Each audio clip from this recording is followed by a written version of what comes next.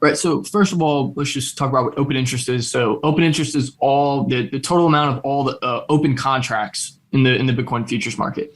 And specifically in this chart, I'm looking at the perpetual swap market only, which it's not actually labeled. I forgot to label it before I sent the letter out. But this is looking at specifically only the perpetual futures open interest.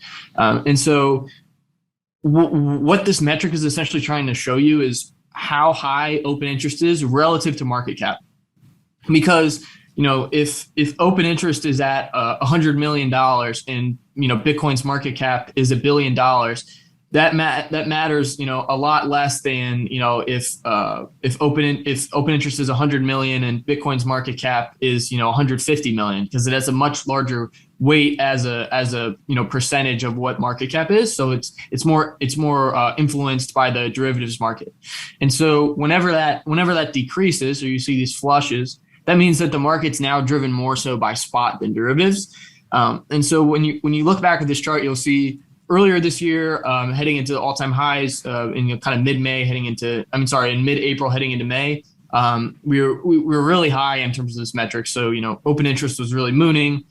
We had all these traders, thinking, okay, Bitcoin's going to the moon. I'm gonna leverage long. They all got wiped out in May. And then from there, we built up a lot more open interest. This time it was actually shorts heading into the end of July. And so, Pomp, this is something that you and I were on top of at the time. We were watching funding go negative as price was grinding higher. We were talking about the likelihood of a short squeeze the week before we got a large short squeeze off the lows. We had 10 straight days off the lows, wiped out all that open interest that was majority shorts, or aggressively shorts, I should say.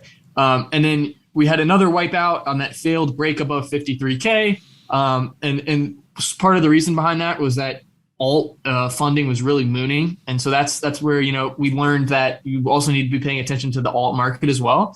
Because I think at the time, I'm going off on a little bit of a tangent here, but I think at the time, people were saying, well, if Bitcoin's going to break out, then I'll just go ahead and front run the fact of, you could just go out on the risk curve and long alts. And so people were all longing alts, and you saw that through funding, but we were just, tunnel vision looking at Bitcoin. And so that's what kind of triggered that event there.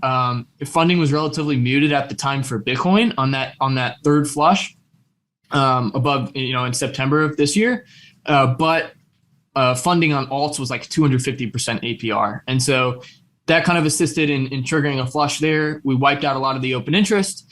We moved down to about 40K, kind of double bottomed before moving higher. And then most recently, we built up a lot more open interest. We've kind of set this higher kind of zone over the last couple of weeks of open interest, and we've just kind of been hanging out there.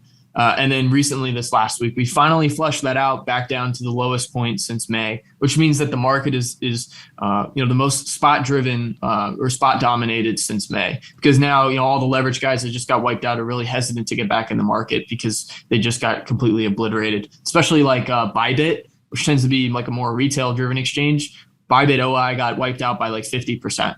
And so, you're seeing that now these people are, absolutely obliterated. Now you're seeing that the market's a lot more spot driven. Okay.